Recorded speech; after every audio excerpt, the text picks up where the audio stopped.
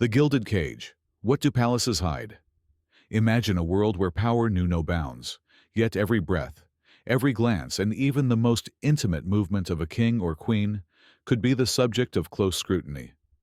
The grand palaces that still amaze tourists with their golden halls, marble staircases, and immaculate gardens were actually much more than architectural masterpieces.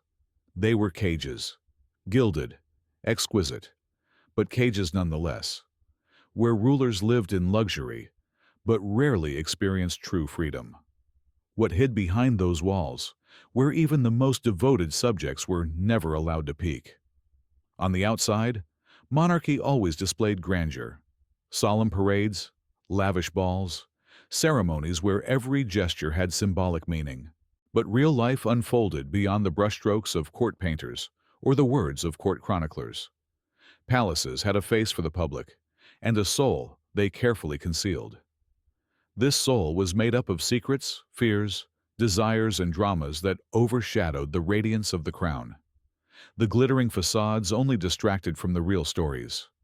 Behind massive doors, behind heavy tapestries, in the silence of corridors where only the footsteps of the closest servants echoed, scenes unfolded that today resemble dramatic novels. Conspiracies of brothers, jealous wives, secret lovers, joys and sufferings that never became part of official history.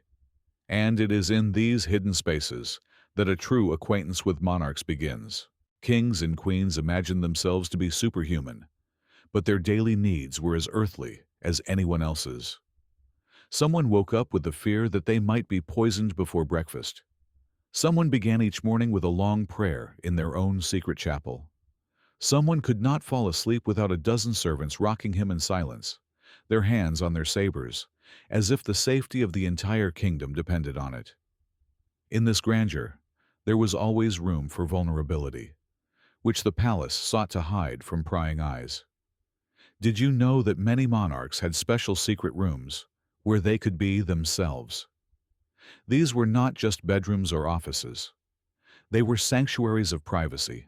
Here, the king could eat with his hands, laugh without regard to etiquette, arrange forbidden games, or sit in silence for hours. For outsiders, this world remained invisible. For subjects, it would even be dangerous, because it could dispel the illusion of the monarch's divine greatness. The palace is not only walls. It is a theater, but it always had two levels. On the first, a play was performed for the crowd, the throne, the ceremonies, the splendor. The second stage was a play in which monarchs were ordinary people with weaknesses, desires, and dark secrets. Sometimes these two levels overlapped, and then the people heard rumors of royal scandals. But most remained hidden forever. Consider, for example, Versailles, a symbol of French grandeur. Its mirrored galleries created an impression of endless splendor and control. But behind these glittering walls was a network of narrow corridors and secret staircases through which King Louis XIV moved in secret to visit his favorites or avoid unwanted encounters. The official Versailles was a temple of order, while the invisible Versailles was an arena of passions and fears. Topkapi Palace in Constantinople was a different world. Outwardly, it symbolized the impregnability of the Ottoman Empire. But inside its harem chambers, intrigues and jealousies raged that could cost the lives not only of the Sultan's mistresses, but also of their children.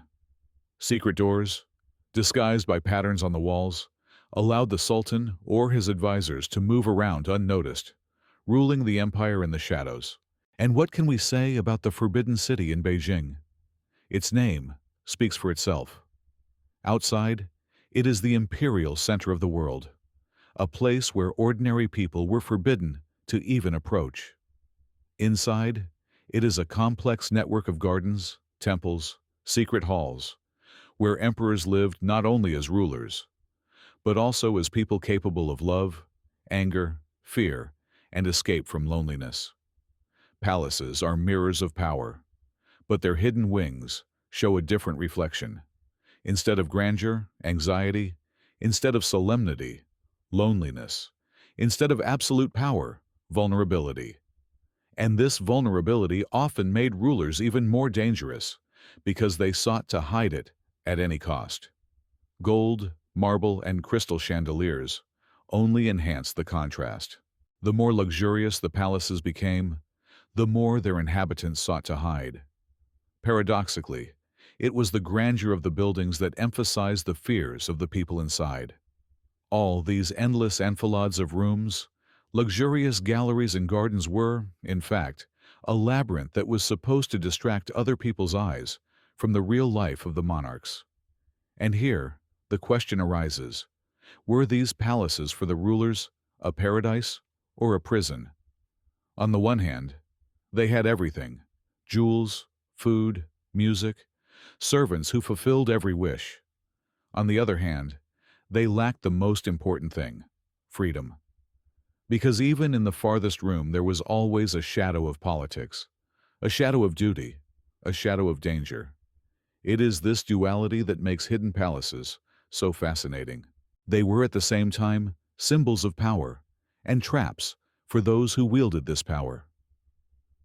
The history of the Monarchy Inn is the story of people who lived in a world where every wall had ears, every curtain hid a secret, and every step echoed through the ages.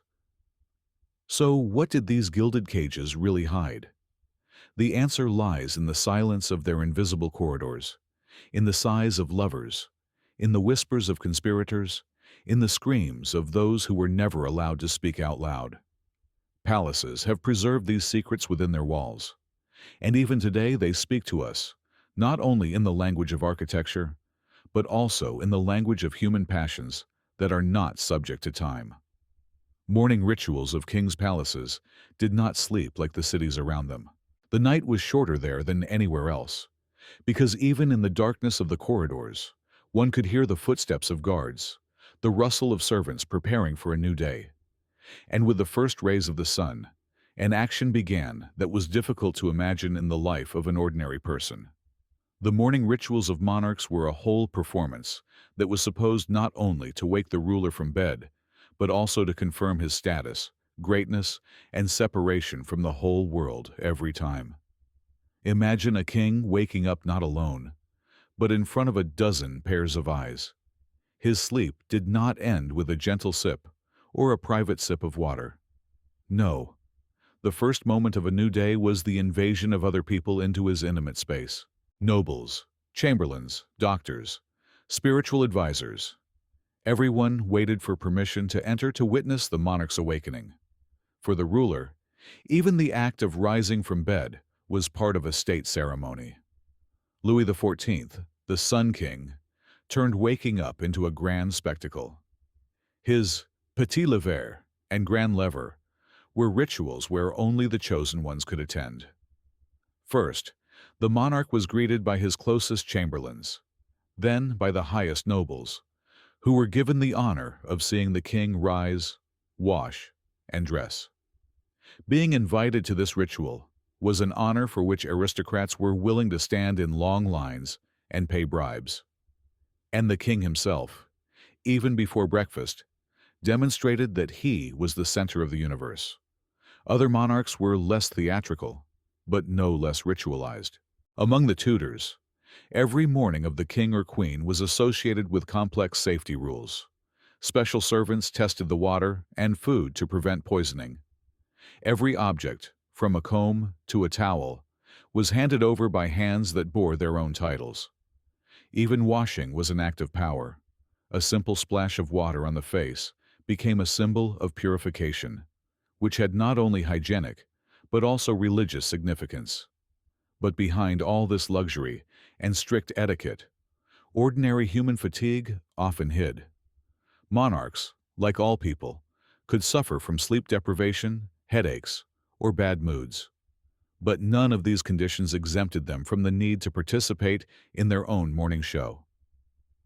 The palace did not know the word privacy. Sometimes, even the slightest weakness became the property of courtiers, who knew how to turn every cough or delay into an alarm signal for political rivals. In the Ottoman Empire, the awakening of the Sultan had a different shade. His harem and inner chambers were a world where power and intimacy mixed. Before the Sultan entered his public halls, his day began with a meeting with his closest eunuchs and chosen women of the harem. This was where it was decided who would have his attention that day, and entire political alliances depended on it. Even the Sultan's rise from bed could determine which families would gain power and which would be rejected. In China, the emperor of the Ming or Qing dynasties began the day not with luxury, but with duty. His morning rituals included reading reports, praying to ancestors, and checking state decrees. And although the emperor was the son of heaven, he also had his own everyday habits. Some liked sweet herbal infusions immediately after waking up. Others demanded a special massage from the court physicians. However, all this took place in a world where the common people had no access. Interestingly, in many cases, it was the first hours of the day that decided the fate of the empire. The servant who served water could overhear the conversation between advisors. The chamberlain, who helped the king dress, became an invisible witness to confidential confessions. The privacy of monarchs was conditional. Their closeness to the servants created a paradox in which the most intimate became public, but public only for a narrow circle. And these witnesses sometimes used knowledge as a weapon. Morning was also a time for checking order. Court doctors examined the ruler, recording the slightest changes in his condition. The monarch's health was a matter of state importance. The future of the dynasty, the borders, the army depended on it. Therefore, even a regular breakfast could be surrounded by layers of security. Food testers, special cooks, locked pantries. Some monarchs resorted to tricks, changing dishes at the last minute to avoid poisoning. But the paradox is that even in his own palace, the ruler could not trust a single piece of bread. But at the same time, morning was a moment of humanity. It was here that the monarchs displayed their most mundane habits. Some woke up gloomy and grumpy, others smiling and joking. In the memoirs of the servants, one can find descriptions of how one king combed his hair for so long every morning that the servants joked about his vanity, and another refused to use the mirror because he did not like his own reflection. In these little things, the palace became not only a theater of power, but also a home for very lively and vulnerable people. Sometimes it was the morning rituals that became a moment of great history. It happened that the monarch received news of the death of the heir or the beginning of a war simply while washing. There were cases when love letters were delivered in the first minutes of the day, even before breakfast. All this added to the feeling that the palace was not just a building, but a living organism in which every sound, every movement had meaning. The morning in the royal palaces, was a mirror of that same gilded cage. It showed how a man who had absolute power over others was himself deprived of the simple joys of solitude. For even opening his eyes after sleep for a monarch meant starting a performance that dozens had seen. And each of these performances was strictly regulated, from the first sip of water to the last button on his clothes. In this theater of the beginning of the day, power was mixed with weakness, greatness with vulnerability, and luxury with constant fear. For when you are a king, even your morning is never yours. At the royal table, the table in the royal palace was more than a place to satisfy hunger. It was a stage of power, a mirror of culture, and at the same time a space for the monarch's most intimate habits. Each meal became a ritual, where every morsel of food had a symbol and every sip of wine had a subtext. What for an ordinary person was an ordinary breakfast or dinner, for a king could become an act of state. A large hall with long tables laden with dishes. This is how most people imagine a royal banquet. But real life was much more complicated. Lavish lunches and dinners for subjects or foreign ambassadors were only a window dressing. The most interesting thing began when the doors closed and the monarch sat down at a private table. Here, behind the thick walls, his true tastes, whims, and secrets were revealed. French kings, for example, had a strictly defined order of serving dishes. Louis XV, despite his formality, preferred simple dishes that reminded him of his childhood: chicken broth, fruit, light desserts. But he never ate alone. Even on the most private evenings, there was always someone nearby to serve him a plate, to taste the food before he touched the spoon. Food was not only a pleasure, it was a battlefield between pleasure and the constant danger of poisoning. The English Tudors turned meals into a spectacle of wealth. Giant roasts, fish served in the form of sculptures, dozens of types of beer and wine. All this was supposed to show that the king owned not only the country, but also its wealth. But in his private chambers, Henry VIII preferred simple eggs and pies. His gluttony was well known, but behind closed doors, he often ate in silence, sullenly, as if each bite was not a pleasure for him, but a distraction from his inner anxiety. In the Ottoman Empire, the kitchen was part of palace politics.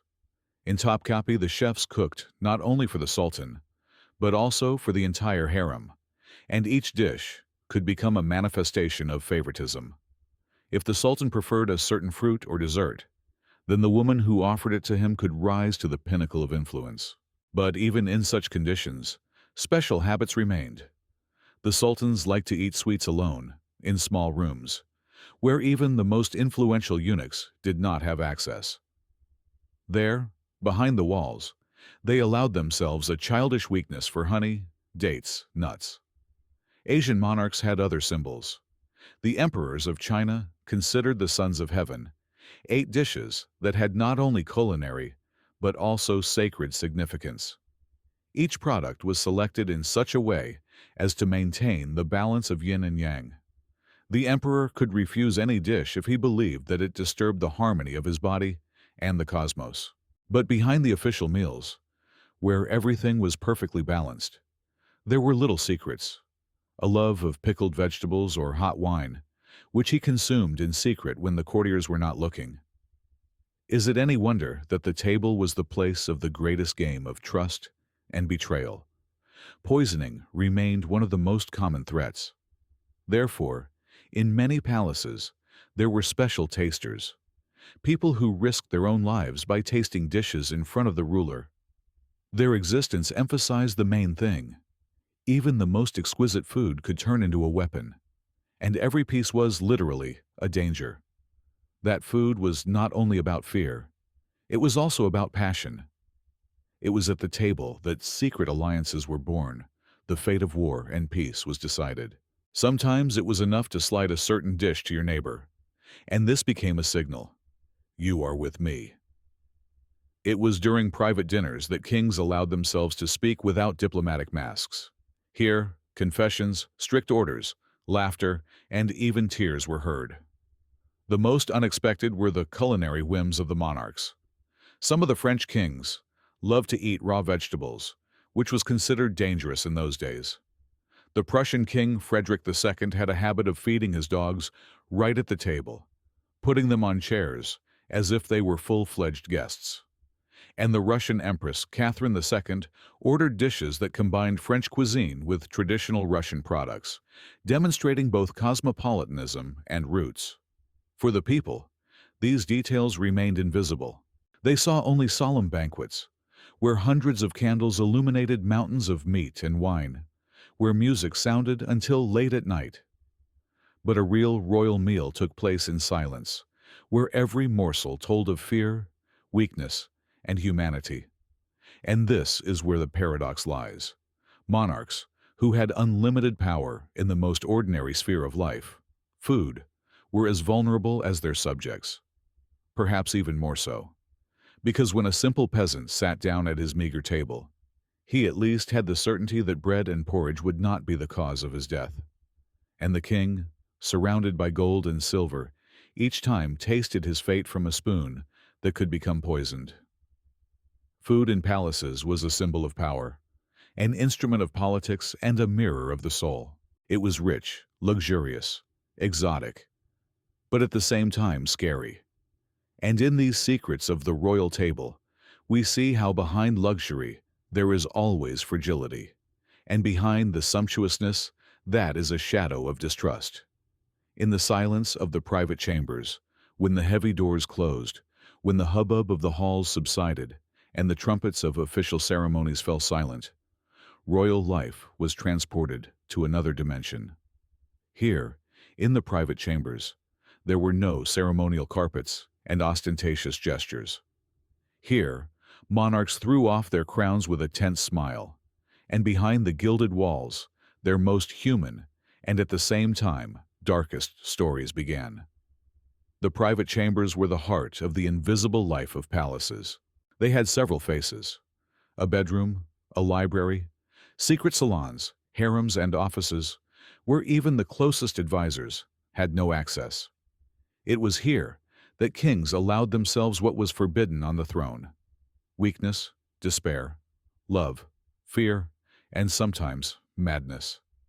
Let's take the example of the French Queen Marie Antoinette. Her official apartments in Versailles were a real theater. All life before our eyes, even sleep. But deep inside the palace, she had small, cozy chambers that looked more like a country house than a royal residence.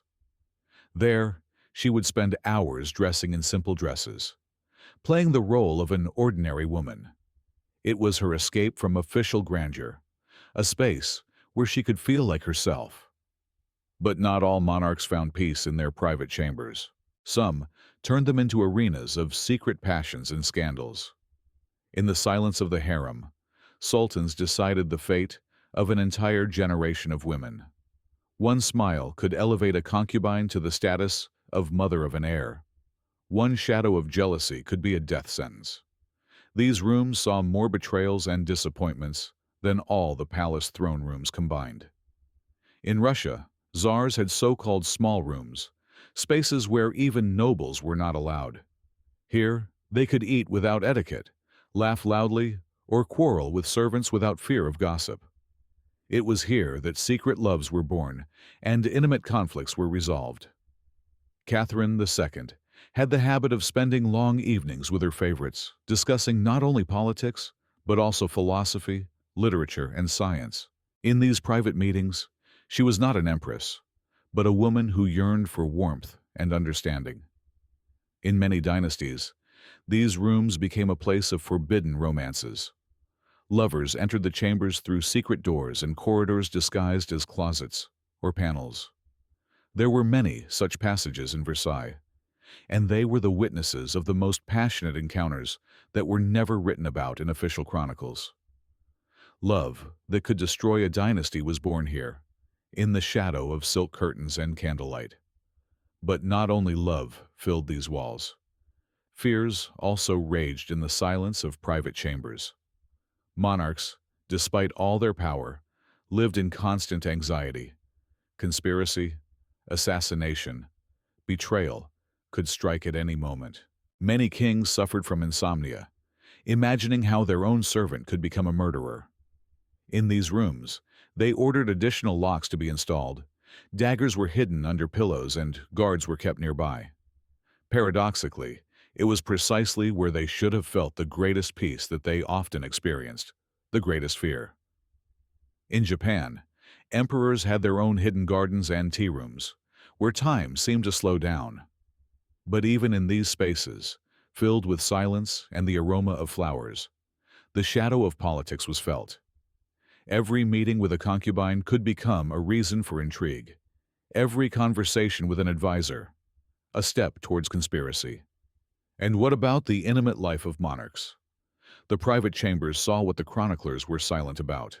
Sometimes, passionate love, sometimes, cold mandatory meetings for the sake of continuing the dynasty.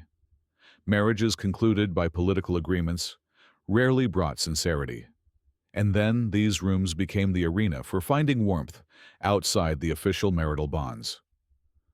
Royal favorites and favorites were not just lovers. They were keys to the soul, opening doors inaccessible even to crowns. And yet, in the silence of private chambers, moments of true humanity were sometimes born. Here kings could cry, reading letters from deceased loved ones. Here they played with their children, laughed heartily, forgetting about the burden of the crown. Here they could sit for hours by the window, peering into the night sky, and asking themselves the same question that tormented ordinary people. What is all this for? Private chambers were both a refuge and a trap. They gave monarchs a chance to be themselves, but at the same time reminded them that even within these walls, they were not free. Because no curtain, no castle could protect them from the whispers of conspiracies, jealousies, and human passions. And in this duality lies the greatest secret of the royal life. The silence of these rooms was deceptive. It hid more dramas than the loudest royal balls.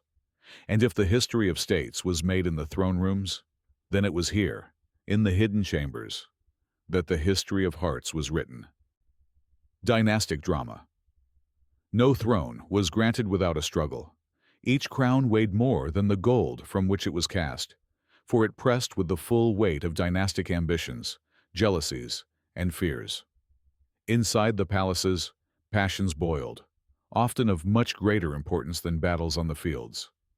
For the bloodiest wars began not on the border, but at the family dinner table. Dynastic dramas have always been the hidden heart of monarchies. Brothers fought against brothers, mothers plotted against their own sons, heirs waited for an opportunity to remove their fathers. And all this took place in the shadow of glittering halls, where every smile could hide poison, and every prayer was a mask for cruel plans. Take the English Tudors. When Henry VIII began to change his wives one by one, he set in motion a chain of events that will forever be etched in world history.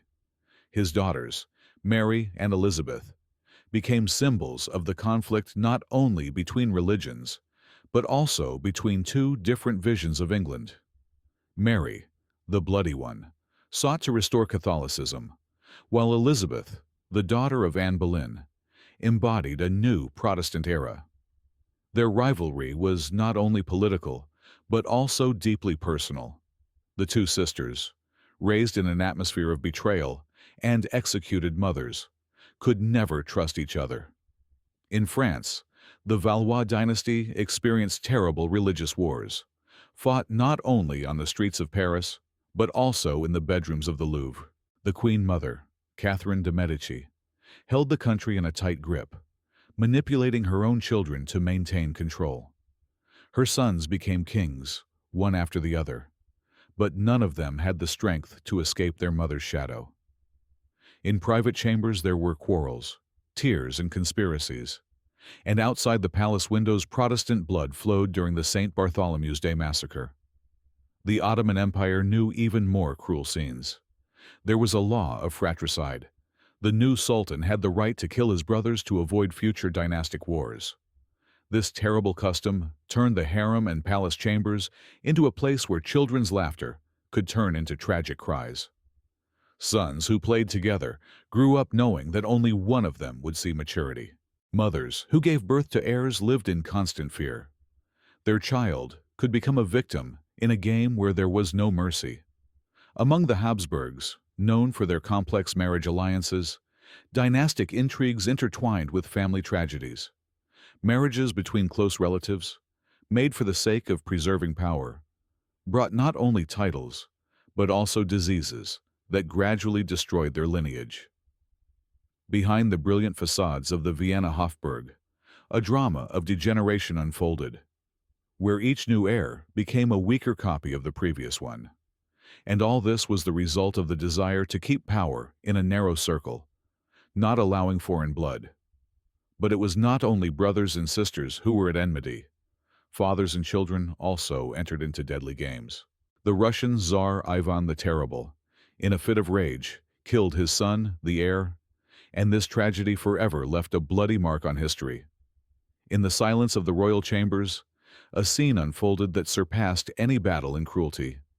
Ivan, obsessed with suspicion and jealousy, could not distinguish an enemy from his own child. In China, the struggle for the throne was almost theatrical.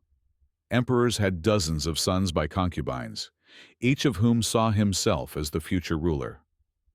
In the Forbidden City, conspiracies were woven even among children who could not yet read.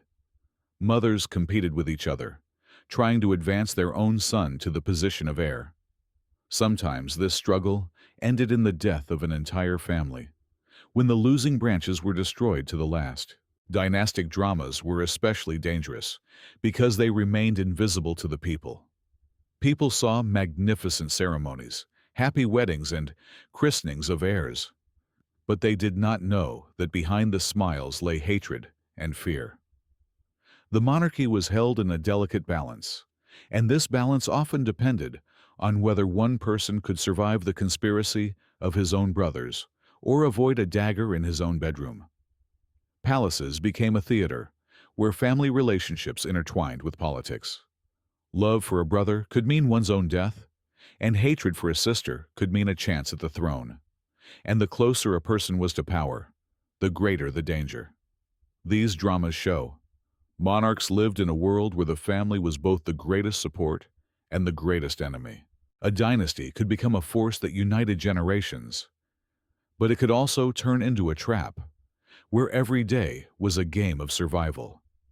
And in this game, the crown was not a reward, but a death sentence, falling on the head of the one who turned out to be more cunning, faster, or simply more lucky. The silence of private chambers hid scenes that did not make it into the annals, but they who determined the fate of empires.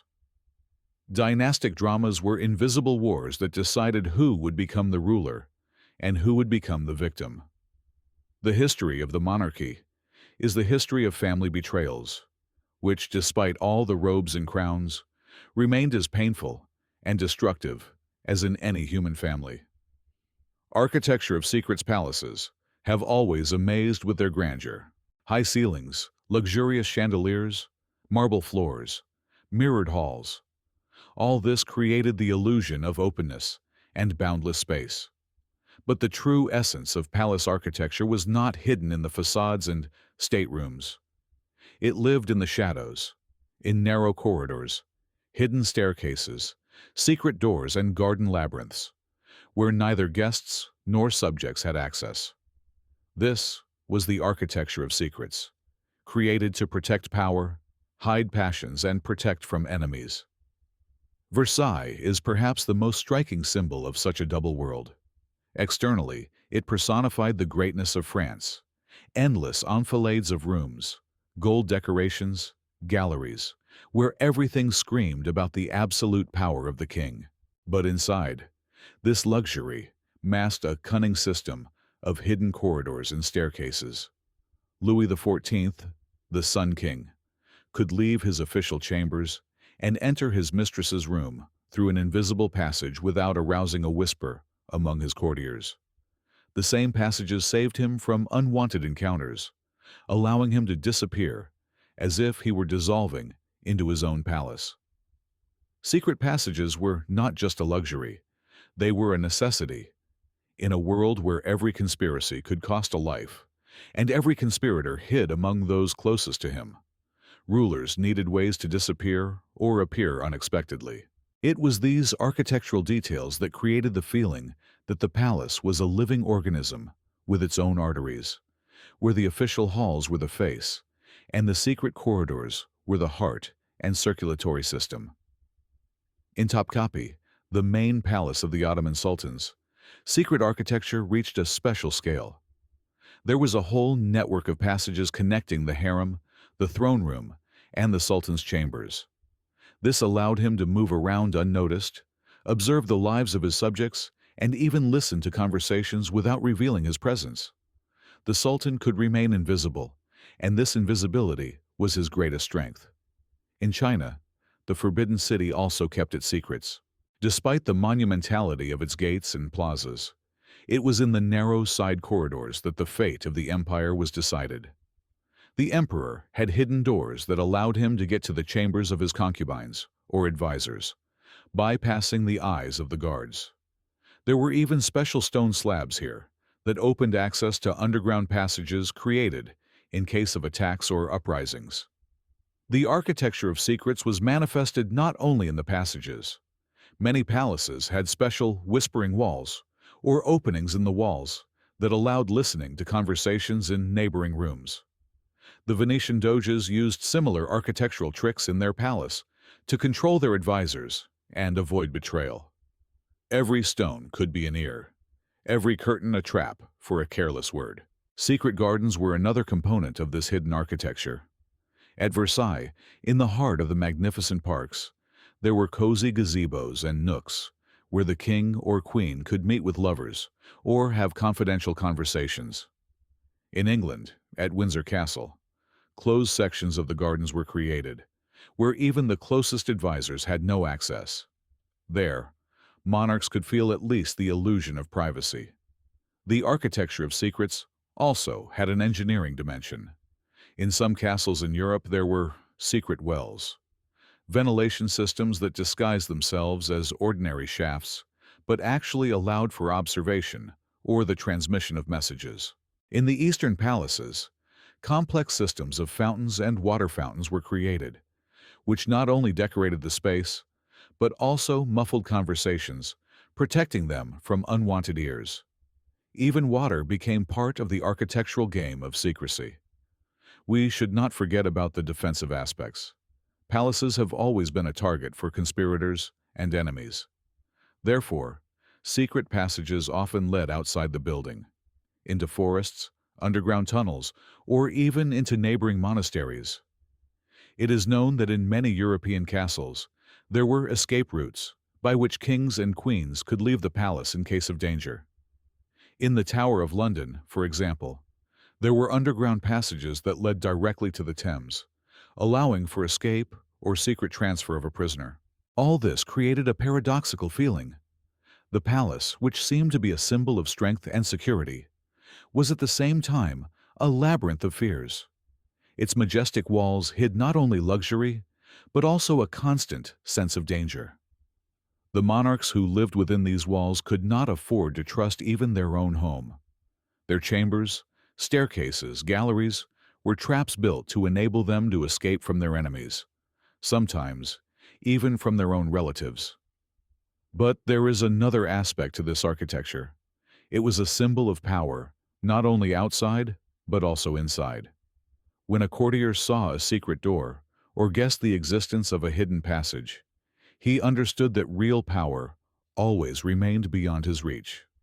The monarch controlled not only the country, but also the very space in which he was. The palace became a body of power, where every wall and every corridor worked to preserve secrets. The architecture of secrets was a delicate play between the visible and the invisible. For the subjects, palaces shone with light and brilliance. For the monarchs, they were labyrinths of survival. And although they looked like temples of glory at night, they became dark traps, where a whisper could mean conspiracy, and a shadow in the corridor could mean death. The palace was never just a house. It was a machine of power, powered by secrets. And every secret passage, every hidden room reminded the ruler that true luxury lies not in gold, but in the ability to remain invisible, even when the whole world is watching. The web of whispers. If the facades of the palaces shone with gold and marble, their walls were saturated with something else, whispers. It was an invisible fabric that held the courts together, and at the same time, a poison that could destroy any empire. In the silence of the corridors, in the shadows of the curtains, and behind the massive doors, voices raged that were not destined for history, but they were the ones who created it. The web of whispers began with the smallest. The chambermaid who fastened the queen's corset knew more about her health and mood than the court doctors. The servant who served the king a nightcap could hear a random phrase that revealed plans for future war or peace. The eunuch in the harem witnessed the quarrels, jealousies, and confessions that decided the fate of the sultan. All these people were only shadows in the official hierarchy, but it was their whispers that could raise or destroy a dynasty. At the courts of Europe, this phenomenon gained particular power. In 18th century France, there was even the concept of la petite politique, little politics, which took place not in the cabinets of ministers, but in the private conversations of maids and favorites. A servant who overheard the queen could convey a few words to an advisor, and these words turned into orders that decided the fate of entire regions. Versailles lived not only on official decrees, but also on a stream of rumors that moved faster than royal couriers. The Ottoman Empire knew its own kind of whisper network. There, the harem was not only a place of love, but also an arena of endless struggle. Women, isolated from the outside world, created their own information system. Servants conveyed news from the city to them, and they to their children and lovers. Whispers that arose in the chambers of the concubines reached the Sultan himself and could change his decisions. A rumor, spread in time, became stronger than an army. In China, the system was even more sophisticated. In the Forbidden City, an army of eunuchs worked, who simultaneously served and spied. They knew which of the concubines had spent the night with the emperor, who had received gifts, who had quarreled with an advisor. All these details did not get into the official chronicles, but became invisible threads that moved the empire. A eunuch, who heard a single word during the morning ceremony, could use it for his own benefit, whispering about it to others. Whispers were dangerous, because they were elusive. They could start as a joke or a guess, but the next day, they turned into the truth that guided the court. This is how palace intrigues were born. Monarchs feared this invisible enemy more than the armies of their opponents. For the army stood behind the walls, and the whisper lived within. Whispering often became a weapon in the hands of favorites. In France, Madame de Pompadour, the favorite of Louis XV, was not only a mistress, but also the center of a network of rumors. She skillfully used them to weaken enemies and strengthen her position. Even the king listened to her, because he understood that her whisper penetrated deeper than any official order. In England, during the Stuart era, the court ladies and gentlemen had their own whispering clubs. They gathered in private rooms, discussing which of the favorites had fallen out of favor, who was suspected of treason, who would be the next chosen one of the king. Sometimes these conversations reached the people, inciting riots, but more often they remained inside the palace, poisoning it from the inside, like a slow poison. Everyone understood. Whispering was the currency of the court. It was more valuable than gold. A servant who knew a secret could gain the favor of a nobleman for it, and a court lady who heard a random confession could build a career on it. In this world, information was the only real weapon, and everyone sought to possess it. Monarchs tried to fight this invisible network. In the palaces, they introduced rules of silence, punished those who spread rumors. But it was in vain. Whispering could not be stopped, because it was the nature of palace life itself. Where hundreds of people lived side by side, where the walls were thin, and eyes and ears were omnipresent, secrecy was impossible. Often it was whispering that decided the fate of monarchs. The French Queen Marie Antoinette fell victim to invisible rumors. She was accused of extravagance, debauchery, conspiracy. Most of these stories were unfounded, but they were born in the palace and grew until they went beyond its borders.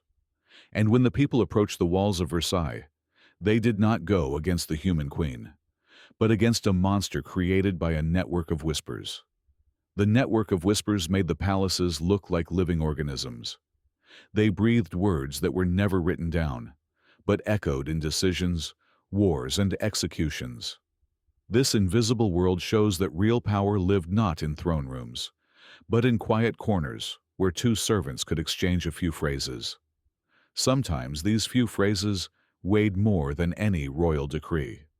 Therefore, palaces were not only temples of greatness, but also traps for their own inhabitants. After all, within their walls there was silence, but this silence was always deceptive, for behind it lurked a whisper, the most dangerous and powerful force that ruled monarchies from within. Royal hobbies. Monarchs seemed to be superhuman beings, symbols of power, standing above ordinary needs. But despite the crowns, scepters, and armies, they remained people, and like all people, They had their passions, weaknesses, and hobbies. Royal hobbies are the hidden side of the rulers' lives, which revealed their true nature. For it was in their free time, among entertainment and fun, that they threw off the masks of power and became who they really were. One of the most common hobbies was hunting. For many monarchs, it was not just entertainment, but a symbol of power. French kings went hunting with entire cortege, turning this matter into a real spectacle. In Versailles, there were special rooms where hunting trophies were kept, and every deer or boar shot by the king became proof of his courage. But at the same time, hunting was also an escape. In the forests, far from the intrigues of the court, kings could feel free for at least a few hours. But not all monarchs were close to bows and rifles. Some found solace in art. Frederick the Great, King of Prussia, adored music. He played the flute for hours, organized concerts in his palace of Sanssouci, and even wrote his own works. At that moment, he was not a military strategist, but a musician for whom sounds were more important than armies. His courtiers often watched with amazement as the strict king, known for his iron discipline, dissolved in melodies, forgetting about state affairs. In France, Louis XVI had a hobby that did not at all fit the image of a monarch. He was a passionate master locksmith. In his private chambers, he sat for hours over his instruments, creating complex locks, keys, and mechanisms. His wife, Marie Antoinette, joked that he loved his keys more than her balls. This hobby seemed strange to the king, but it was in it that he found peace, in a world of gears and metal, where there were no intrigues and betrayals. Some monarchs went even further, plunging into the world of science and alchemy. Rudolph II of Habsburg, Emperor of the Holy Roman Empire, turned his palace in Prague into a real laboratory. He gathered alchemists, astrologers, inventors, looking for the formula for eternal life and the philosopher's stone. His chambers were filled with strange devices, books, and flasks. For him, it was not just a hobby, but an obsession that consumed his life. The palace became a center of mysterious science, where the line between entertainment and madness was very thin. In Russia, Peter I had a passion for ships and maritime affairs. He built his own boats, learned to sail, and spent hours in shipyards. For him, it was more than a hobby. It was part of his reformist soul. But at the same time, in these activities he felt the joy of a child who has found a favorite toy. His courtiers watched in amazement how an emperor who ruled a vast empire could forget about everything, sitting on the bank of a river with a hammer in his hands. Other hobbies were no less strange. Queen Victoria of England loved to draw and write diaries. She left thousands of pages of notes where she revealed herself not as a queen, but as a woman with her fears, loves, and doubts. For historians, these diaries have become invaluable because they showed that behind the majestic portraits was hidden a fragile soul. In Japan, emperors devoted time to poetry and calligraphy. Writing a tanka or haiku poem was not only entertainment for them, but also an act of spiritual harmony. In the private rooms of the Forbidden City, Chinese emperors also practiced calligraphy, creating elegant hieroglyphs that retained no less power than military orders, because the word written by the ruler's hand became sacred. But the hobbies of monarchs were not always innocent. Some rulers had eccentric or even dangerous passions. Nero, the Roman emperor, considered himself an artist and forced his subjects to listen to his endless performances. He went on stage in theaters, sang and played, forcing aristocrats to sit for hours because no one dared to leave the hall before him. For him, it was entertainment. For others, torture. The Habsburgs had another strange passion: collecting strange things. Their palaces were filled with animal skeletons, minerals, strange mechanisms. These were peculiar cabinets of wonders, where dried heads of exotic creatures could lie next to diamonds. For monarchs, this was a delight. For guests, proof of their power over nature and the world. In these hobbies of monarchs, we see another face of royal palaces. They were not only places of intrigue and conspiracies, but also laboratories of the soul, where rulers tried to find a balance between the burden of the crown and the human desire for joy. For even the most powerful sought escape, whether into forest hunting, or into music, or into alchemical experiments. Royal hobbies were like small windows through which one could see the real people behind the crowns. In these hobbies, they forgot about power, became children, dreamers, artists. And it is there, in the silence of their hobbies, that the truth is revealed. The greatness of monarchs did not destroy their humanity. It only made their passions even more counterproductive, thinner against the background of gilded walls. Love and scandals. Behind the facades of palaces adorned with gold and marble, an element raged that neither laws nor speeches from the throne could contain. It was love, a force capable of raising and destroying empires. It came to monarchs not when dynastic marriages were concluded, but where they were least expected, in the shadows of galleries, in the silence of gardens, in secret rooms. And it was this love that most often became a scandal, because it rarely followed the rules. Royal marriages were mostly a matter of politics. Kings and queens married not for the sake of feelings, but for the sake of alliances, territories, and peace between states. But the heart does not obey diplomacy. Behind official unions, there were always other, secret stories. Sometimes they remained unnoticed, but more often they broke out, becoming gossip that spread through the corridors of palaces, and then entire cities. Let us recall the story of Henry VIII and Anne Boleyn. Their romance began as a passion, but ended in execution and the separation of England from the Catholic Church. A love that should have been joy turned into a scandal that changed the course of history. For Henry, this passion was stronger than political agreements. He destroyed a marriage, provoked a schism, challenged the Pope, all for the sake of a woman who ultimately paid with her life. The palace became the arena where love turned into tragedy. France had its own scandals.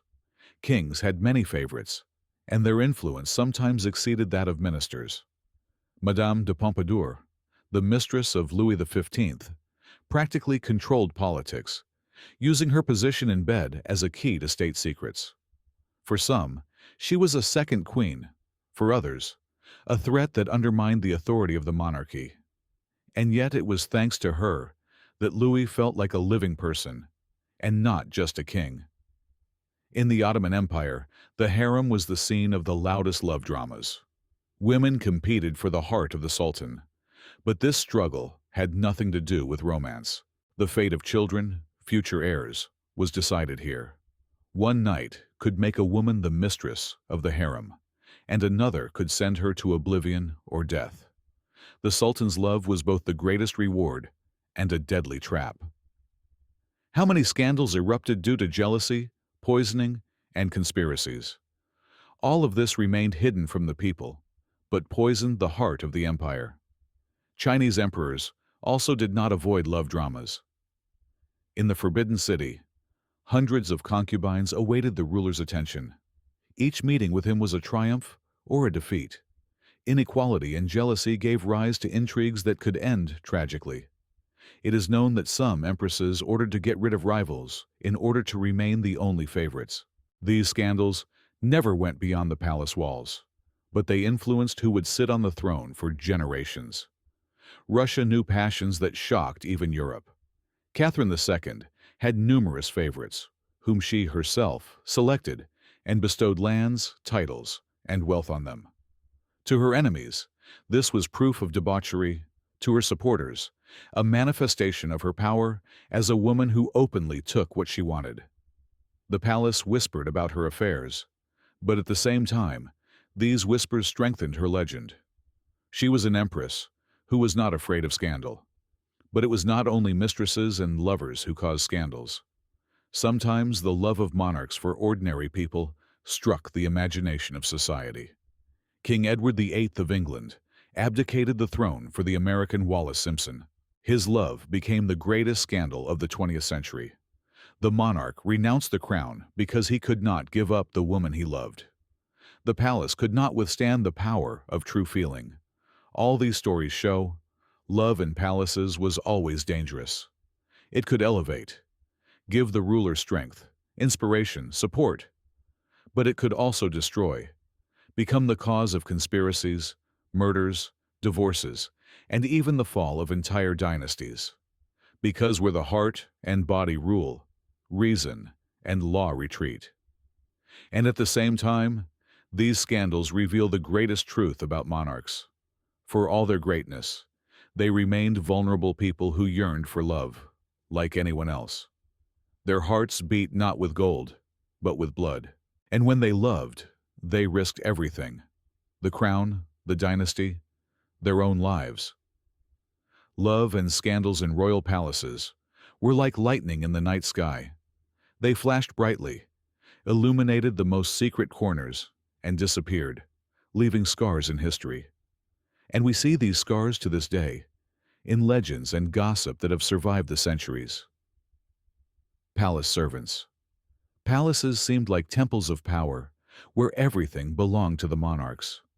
But within their walls lived hundreds, and sometimes thousands of people, without whom no crown would shine so brightly.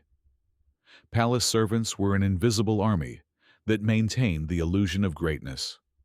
They were the eyes and ears, the hands and feet of the monarchy, but at the same time, its most dangerous witnesses. Their roles were strictly divided. The chamberlains who dressed the king knew every fold of his clothes and every scar on his body. The cooks prepared dishes that could either exalt or kill. The eunuchs in the harems were not only the guards of the women's chambers, but also secret advisors who knew more than the ministers. The ladies-in-waiting accompanied the queens in everything from morning prayers to evening entertainment, and it was they who most often became the keepers of secrets. Versailles, the symbol of the French monarchy, was a city in miniature. Hundreds of servants lived here, from footmen to high-ranking chamberlains. They were all part of a complex system, each with its own place. One served water, another held a candle, and a third simply watched to make sure everything went according to protocol. For the king, even the simplest actions were theater, and the servants were actors on the stage. But these actors knew much more than they were allowed to know. They had seen the monarch fall ill, fall in love, quarrel, or cry. Their closeness made them dangerous. In England, servants often became political figures. A cook could be a spy passing information to the enemy camp. A doctor could deliberately give the king a harmful drug under the guise of caring. Even a musician in the palace orchestra could transmit a secret signal to the allies. In a world where everyone lived under one roof, no profession was innocent. Eunuchs held a special place among the servants. In the Ottoman Empire, they controlled the harem, access to the sultan, and the flow of information. Without them, it was impossible to get to the ruler. Their position was paradoxical. Formally powerless, they actually had the power to change the empire. One eunuch could decide which woman would go to the sultan that night, and therefore who would become the mother of the future heir. The fate of entire dynasties depended on their decisions. In China, eunuchs were also the most influential servants.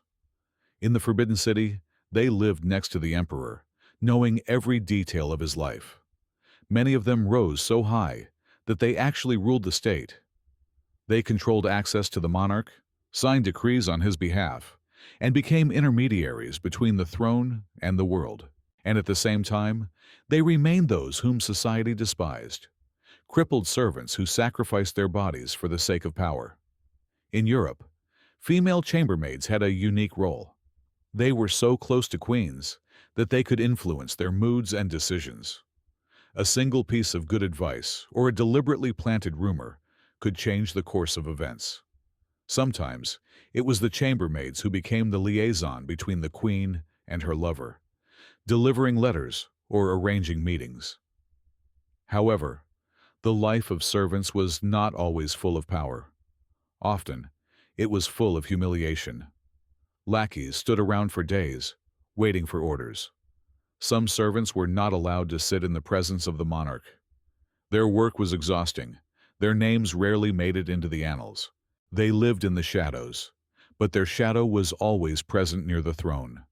But you should not think that servants were only victims. Many of them learned to use their position. They traded information, built their own networks of influence, and became rich on gifts and favors. A courtier, who knew how to listen and remain silent, could become a more powerful person than a general. Because the army fought abroad, and he had access to the royal heart, there was always a duality in palaces. On the one hand, the greatness of the monarch; on the other, the mundaneness provided by servants. They cleaned the rooms, carried water, held torches, but at the same time, they were the keepers of the greatest secrets. No ruler could live without them, but no one could fully trust them. History knows examples when it was a servant who decided the fate of the monarch, a chamberlain who poured poison into a glass, a doctor who made a mistake with the medicine, a eunuch who blocked access to the ruler. These people rarely got into textbooks, but without them, history would look completely different. The servants of the palace were the shadow of the crown. They had no glory of their own, but it was they who created the illusion of brilliance. Their hands buttoned royal robes, their voices sang at balls, their eyes saw scenes that remained forever behind the curtain. They were the invisible authors of history, those who remained when everyone else left. A palace without servants would be nothing but a dead stone. And if kings and queens seemed like gods among men, then servants were their priests, supporting the cult of power. But each of them carried a threat, because he knew more than he should know. And in this thin line between loyalty and betrayal, between shadow and light, the true drama of life in hidden palaces was born. Sacred chambers among all the rooms of the palaces, staterooms, bedrooms, harems, and libraries. There were those to which even the closest advisors and most faithful servants had no access. These were sacred chambers, spaces where the monarch was alone, not only with himself, but also with a higher power. Here power met faith, and the majesty of the crown disappeared in the face of eternity. These rooms could be different. In Europe, these were chapels at the palaces, sometimes modest, sometimes decorated with gold and precious stones. In France, the kings had their own chapel in Versailles, where daily masses were attended not only by the monarchs themselves, but also by their entire retinue. But in addition to public services, there were also private prayer chambers, where the king could kneel in solitude, without prying eyes. Within these walls, he was no longer an absolute ruler. He was merely a man seeking forgiveness or support from higher powers. In England, the Tudors and Stuarts transformed their private chapels into places where not only the fate of the soul, but also the fate of the country was decided.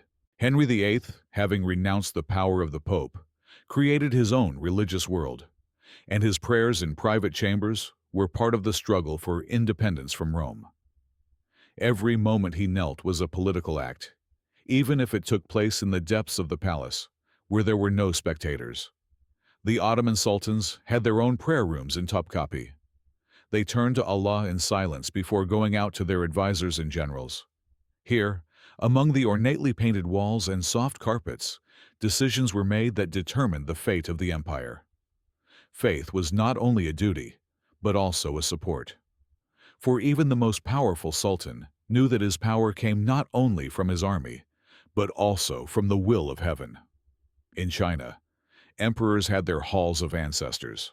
In the Forbidden City, they offered sacrifices and performed rituals to maintain harmony between heaven and earth. For them, this was not only a spiritual act, but also proof of their unique role as sons of heaven. In these sacred chambers, the emperor stood between two worlds, the world of men and the world of gods. And even if no one saw it, he felt the weight of the cosmos on him. In Japan, Emperors held private Shinto rituals, where no outsider was allowed to be present. In these rooms, they communicated with kami, the spirits of ancestors in nature.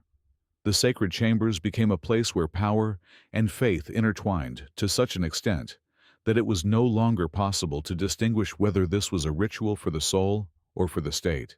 But the sacred chambers were not always places for prayer alone. Sometimes, they were transformed into rooms for mystical practices. In Europe, medieval and Renaissance kings invited astrologers and magicians to their chambers.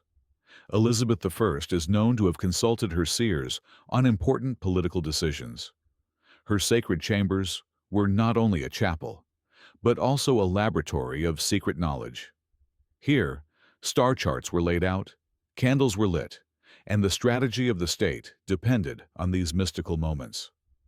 Rudolph II, in Prague, even turned part of his palace into a mystical temple of science and magic. His sacred chambers were filled with alchemical flasks and books on the occult. For him, turning to the supernatural was not only a spiritual quest, but also an attempt to escape from a reality in which he felt powerless, even on the throne. In many cases, these sacred spaces were inaccessible, even to those closest to him. The servants only prepared the room. They lit candles, spread out books, brought water. Then the door closed and the monarch was left alone. And what happened behind these doors remained a mystery. Sometimes, sincere prayer, sometimes, desperate cries, and sometimes, silence, which weighed more than words. For monarchs, these chambers were a breath of freedom. Only here could they take off the mask of an all-powerful ruler and feel their own fragility. Only here could they ask for forgiveness, cry, ask themselves questions that they would never ask out loud in the throne room. In this silence, true humanity was born, which was hidden from the world. But the sacred chambers also had another role. They strengthened the legend of the monarch, because if the ruler communicates with the gods, if he conducts secret rituals, then he stands above other people.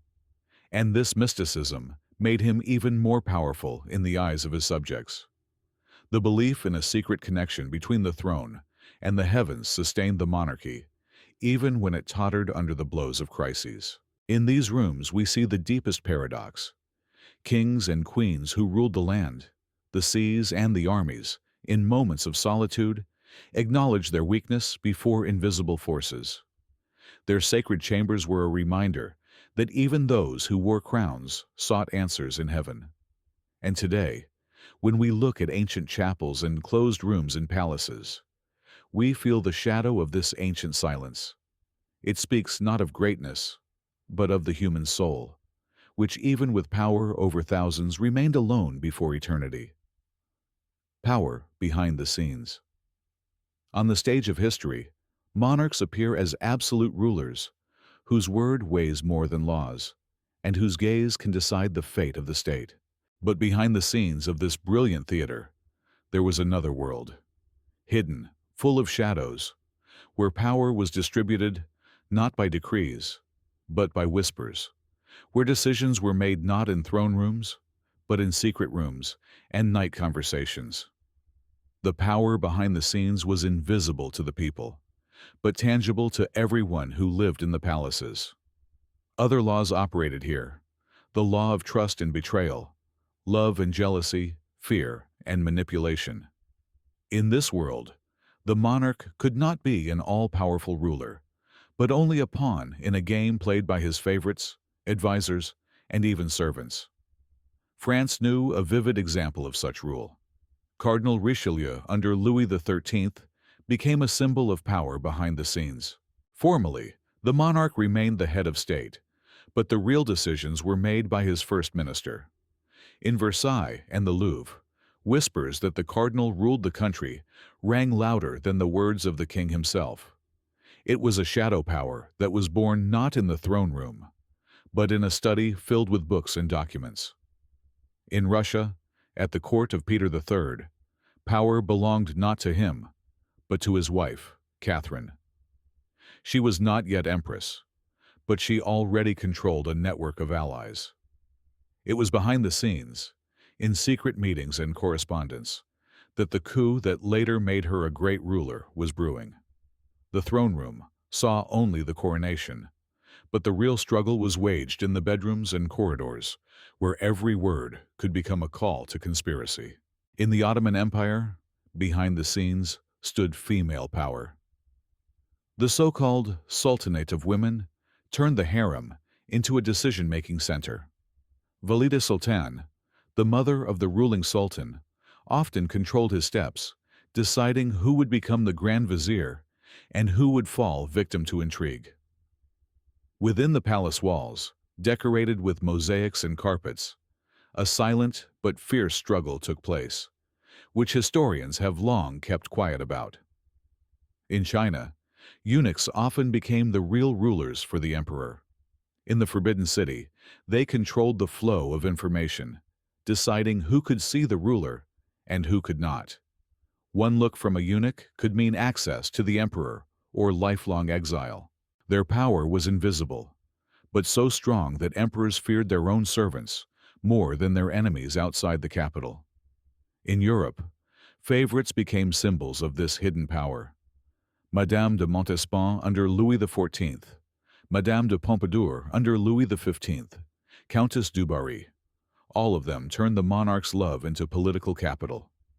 The bed became the throne behind the scenes, where matters of war and peace, the appointment of ministers, and the fate of alliances were decided. The people saw this as debauchery, but for those who lived in the palace, it was a political game of the highest order. Not always behind the scenes did favorites or ministers hold power. Sometimes it was usurped by secret councils. The Venetian Republic had its Council of Ten, which operated in the shadows, deciding who would live and who would die. Their meetings were held in closed rooms of the Doge's palace, where no light penetrated, and their decisions were carried out without appeal. Officially, the Doge was a symbol of power, but the real strings were held in the hands of invisible people. Behind the scenes of power, fear always reigned. The monarch could not know whether his word would really be carried out if the advisor had his own plans. He could not be sure that his order would reach the addressee unchanged if a servant rewrote it in his own way. This uncertainty made life in the palaces dangerous and tense. Every step could mean a trap, every smile a hidden threat. But at the same time, in this hidden world, the monarch also found his own tools of control. He could create his own secret councils, keep spies among his servants, listen to rumors, and use them against his enemies. Power behind the scenes was a game of mirrors, where everyone watched everyone else, and no one could be sure of his own safety. In these shadows, we see the true face of the monarchy. It was not only a parade of greatness, but also a complex network of hidden forces. History remembers the names of kings and emperors, but often forgets those who guided their hands. It was these people, invisible to the people, who wrote the real script of history. Palaces were a theater, where the stage belonged to the monarchs, and behind the scenes, to their advisors, mistresses and servants. And it was there, in the shadows, that the real struggle for power took place. Because sometimes, the one sitting on the throne was just an actor, and the directors remained hidden in the darkness. The shadows of spies' palaces have always seemed like oases of security, fortified by walls and guards. But, in reality, they were like a spider's web, in which every movement was caught by invisible eyes. Spies were the shadows that lived within these walls, often invisible, but omnipresent. They could be servants, advisors, musicians, or even family members. Their work had no ceremony, but it was she who decided the fate of empires. In France, at the court of Louis XIV, espionage became almost an art. The Sun King created a whole system of secret police that monitored courtiers and even members of his own family. Letters were intercepted, conversations were eavesdropped, and every servant could turn out to be an informer. It was a game of trust, where trust was dangerous. Louis himself said, "My court is a mirror in which I see everything." Indeed, every smile or complaint reached him through a network of spies. In England, espionage at court took a different form. Under Elizabeth I, Sir Francis Walsingham's extensive intelligence system operated. Her agents watched not only Catholics who plotted against the Queen, but also her own close associates. Their shadows glided through the corridors, appeared at balls, and even in private chambers. Walsingham knew how to turn every rumor into a weapon. It was thanks to his spies that England escaped many conspiracies and invasions, and the Queen herself remained alive, despite dozens of plans to eliminate her. In the Ottoman Empire, espionage was intertwined with the life of the harem. Women and eunuchs not only entertained the Sultan, but also collected information. They listened to the conversations of advisors, transmitted information about the mood in the army, reported on betrayals and suspicious letters. The Sultan could trust a eunuch or a concubine more than a minister. Sometimes it depended on their whispers whether the empire would go to war or conclude an alliance. In China, espionage was brought to sophistication. In the Forbidden City, even the walls had ears. Eunuchs conveyed to the emperor the smallest details of the behavior of his advisors. It is known that in many halls, there were special holes for observation and listening. Even silence was controlled. The emperor could know what was happening at the other end of the palace without leaving his chambers. This created an atmosphere of paranoia, but at the same time ensured power. In the 18th century Europe, espionage became not only an internal affair, but also a part of diplomacy. The Austrian Empress Maria Theresa had salon spies, women who visited foreign courts and learned the most intimate secrets through gossip and flirtation. Sometimes one evening in a foreign palace yielded more information than a month of diplomatic negotiations. But spies lived not only among the courtiers. They were among the cooks who could convey to the enemy the recipe for the monarch's favorite dish, along with information about his health. They were among the doctors who knew the most intimate weaknesses of their masters. They were even among the artists who, by painting portraits, could tell their enemies about the mood and appearance of the king. No profession in the palace was devoid of the shadow of espionage. History knows examples when it was spies who saved the throne. In France, the secret police exposed plots against the Bourbons. In Spain, agents warned of rebellions. In Russia, gendarmes and informers protected the Romanovs. But the opposite also happened. Spies were the cause of their downfall. One false denunciation was enough to ignite a witch hunt, destroying the trust between the ruler and his closest people. The most terrible thing about espionage was that it was impossible to stop it. The monarch could punish dozens of informers, but their places were taken by others. For the palace itself gave birth to spies. When hundreds of people lived under one roof, when everyone aspired to rise above, listening and transmitting information was a natural instinct. Palaces turned into theaters where every movement had an audience, every word a listener. And even in the most private chambers, the monarch was never truly alone. For behind the walls, the shadows of spies always stood, ready to turn his life into a denunciation. In this silent game, the fate of empires was decided. For it was not armies or gold that determined the power of a monarch, but his ability to control the invisible shadows that lurked in his own home. A feast in the palace. When the time of the holidays came, the palaces turned into other worlds. Their walls shone with the light of thousands of candles. Mirrors multiplied the reflections of crystal chandeliers. Music filled the halls, and the aromas of dishes floated through the corridors, tempting even those who had long been tired of excess. But behind the splendor of official banquets, another side of the celebrations was hidden, inaccessible to the eyes of ordinary people, but just as important for understanding royal life. A feast in the palace was always a theater. In Versailles, during the time of Louis XIV, Grandiose balls became a demonstration of power, no less than army parades. Every step, every dance, even the order of seating at the table was thought out to the smallest detail. The king, surrounded by his favorites, had the appearance of the sun around which all the other planets revolved. But while the aristocracy danced in waltzes and minuets, another struggle was going on behind the scenes, for the right to be closer to the monarch, for the opportunity to whisper a few words that could change fate. The holiday was not only entertainment, but also politics. Banquets became a place for secret deals and dance halls, a battlefield for favors. One dance with the king could raise a woman to the pinnacle of influence, and the lack of an invitation could be a humiliation that destroyed her reputation. In this theater, every detail was important. The color of the dress, the expression on her face, even the volume of applause. In Peter I's Russia, banquets were especially noisy. The emperor himself invented games where he forced the boyars to drink to their heart's content, dress in caricature costumes, and perform humiliating tasks. For him, it was more than entertainment.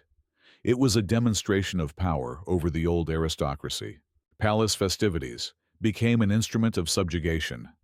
Laughter and humiliation were mixed into one bitter entertainment with political overtones. In the Ottoman Empire, the festivities at Topkapi had a different tone. Here, the main stage was the magnificent processions, where the Sultan showed himself to the people in the glow of gold and jewels. But behind the walls of the palace, in the harem, their own celebrations took place. Women organized competitions in dances and songs, gave each other jewelry and sweets. However, even these entertainments were not devoid of intrigue. Whoever performed better had a better chance of attracting the Sultan's attention. Sometimes, the celebration ended in scandal, when jealousy turned the game into a real fight.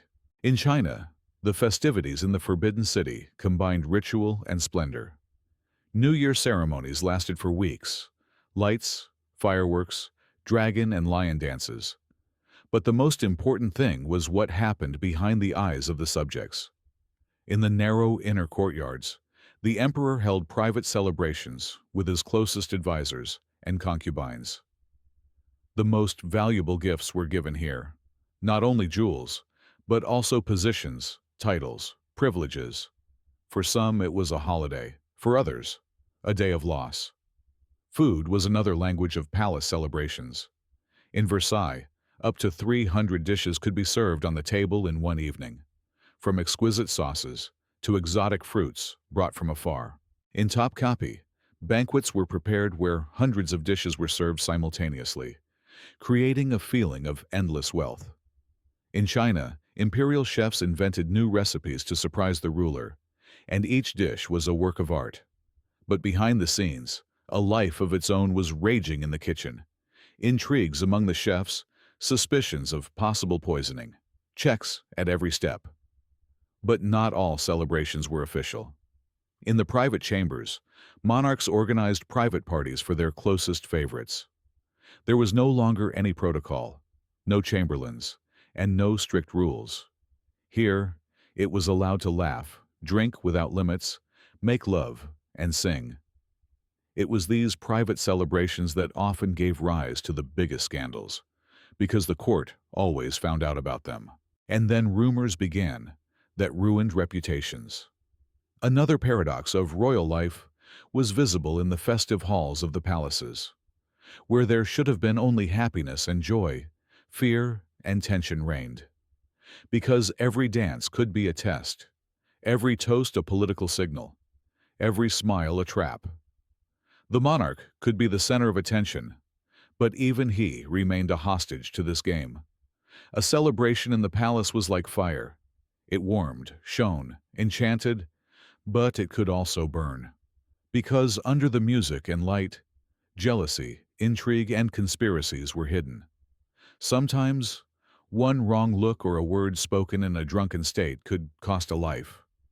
Nevertheless, these holidays remained a symbol of greatness.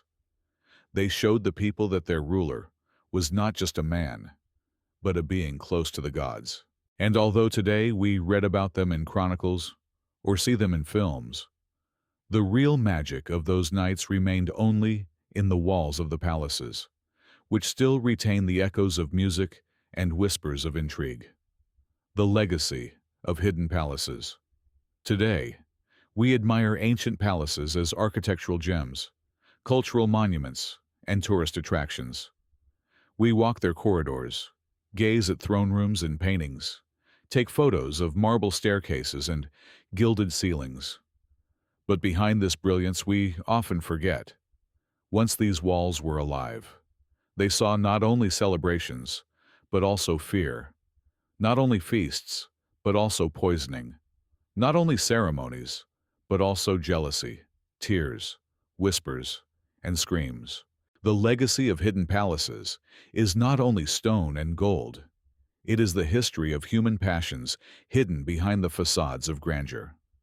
In Versailles, we see the mirror galleries, but we do not hear how in secret chambers the kings whispered to their mistresses words that could destroy the empire. In Topkapi, we marvel at the mosaics, but we cannot imagine how the women of the harem conspired to ensure that their children would become heirs. In the Forbidden City, we are struck by the scale, but we do not hear the echo of the footsteps of the eunuchs who conveyed secrets to the emperor and determined the fate of the dynasty. Each palace is a book whose pages are written not with ink, but with human lives. This heritage is twofold. On the one hand, palaces symbolize the greatness, power, and divinity of the monarchy. They remind us that rulers were almost gods to their subjects. On the other hand, they tell us about the weakness, the fragility of man before power. For no throne protected from loneliness, no crown saved from jealousy, no palace could hide the monarch from whispers and betrayals. We see that the hidden lives of monarchs were similar to our own.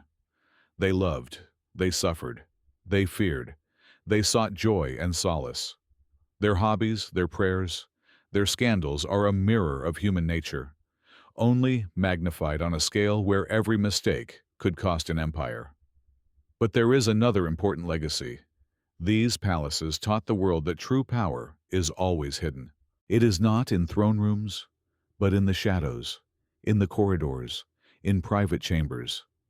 It is born of trust and betrayal, of love and jealousy, of secret doors and invisible passages. The history of palaces is the history of how people tried to control the invisible, and at the same time became its hostages. Modern monarchs live in a different world, the world of cameras, newspapers, and social networks. Their lives seem open, but even they maintain their hidden palaces, personal spaces where they hide from the watchful eye of society. And although the architecture has changed, the essence has remained the same. Power always requires secrecy. Tourists who walk through the halls of Versailles or the Hermitage today see only the facade. They have no idea how much drama, passion, and pain this stone holds. But if you listen carefully, you can hear the quiet whispers of court ladies, the footsteps of eunuchs, the laughter of favorites, the prayers of kings in sacred chambers. The past still lives within these walls. It breathes, it reminds of itself. The legacy of hidden palaces is a reminder of the duality of human nature. Greatness and weakness have always gone hand in hand. The history of monarchs is the history of people who tried to be gods, but remained mortal. Their palaces are not only architecture, but also mirrors in which our own souls are reflected.